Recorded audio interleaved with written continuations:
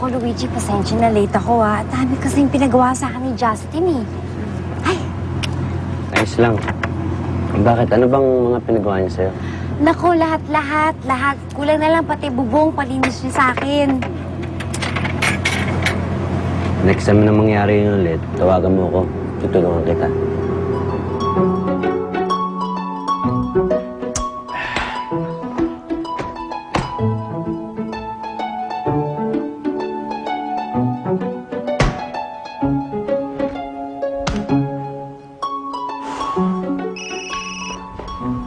Si JC na to.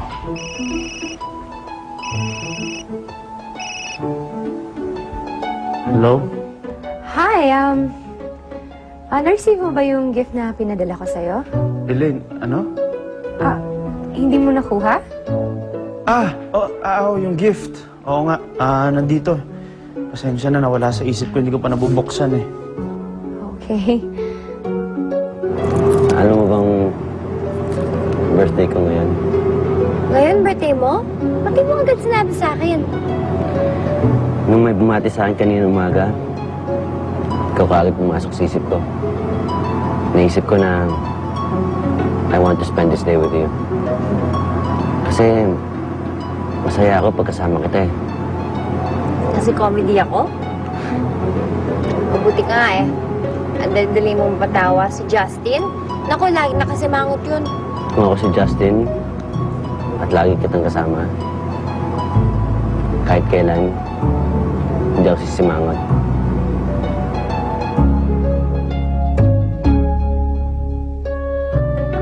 Well, actually, para kay Luigi sana talaga yung gift na yan eh. Pero I realize na mas karapat-dapat kang bigyan yan. Justin? Justin? Yeah, I'm still here. Yung gift, ang ganda no. Thank you, ang ganda ng gift mo. Luigi, kung birthday mo ngayon, bakit ka nag-iisa? Asan yung pamilya mo? Yung pamilya ko nasa abroad. Pati mga kuya ko. Mag-isa lang ako dito ngayon. Naku, dapat pala sinabi mo sa akin para nakasama ko tuloy si Justin. Mas malungkot yun kaysa sa nangyari kahapon. Ang alin? Yung bigla mo akong iniwan kasama si Justin.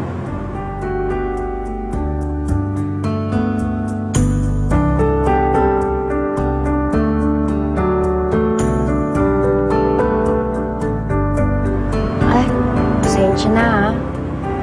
Alam ko na, para makabawi ako sa'yo, anong gusto mong birthday gift? Yung makasama ka lang ngayon. Sapat na yun na birthday gift. Naks naman, hindi yung totoo nga. Ano nga gusto mong birthday gift? Yung, alam mo naman yung income ko, yung pasok mo sa budget ko. Sige na, sa'yo sa akin, kahit ano. Kaya mo bang bilhin ng puso ng iba?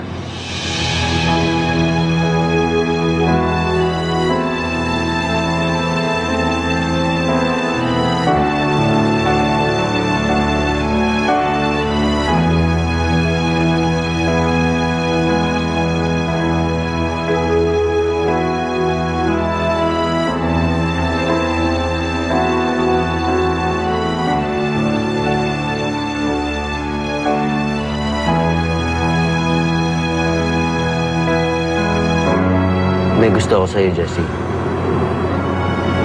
Anong gusto mong isugot ko dun? Seriously, I guess matagal mo rin namang alam na may gusto ko sa'yo. Busy akong tao pero lagi ako may time para sa'yo. At hindi madali para sa akin yun. Gusto kitang ligawan pero hindi ako marunong manligaw. Pero Luigi, kasal na ako kay Justin. Ikaw na mismo nagsabi sa akin na peke ang kasal ninyo. Sa tingin mo ba, posible ba na mahalin mo rin ako?